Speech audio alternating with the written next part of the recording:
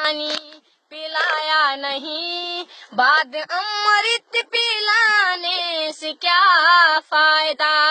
कभी गिरते हुए को उठाया नहीं, बाद आंसू बहाने से क्या फायदा।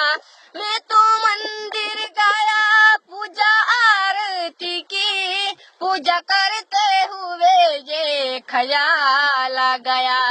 मैं तो मंदिर गया पूजा आरती की, पूजा करते हुए ये ख्याल आ गया। कभी माँ बाप की सेवा की ही नहीं, बाद पूजा करवाने से क्या फायदा।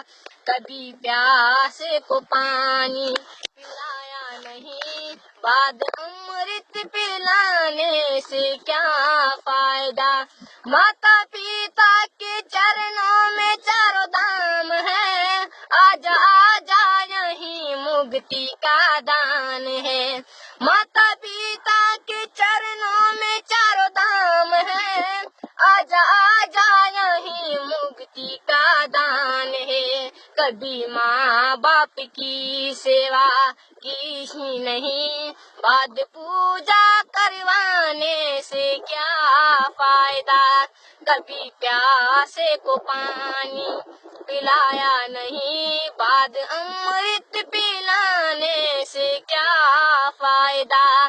कभी गिरते हुए को उठाया नहीं, बाद आंसू बहाने से क्या फायदा।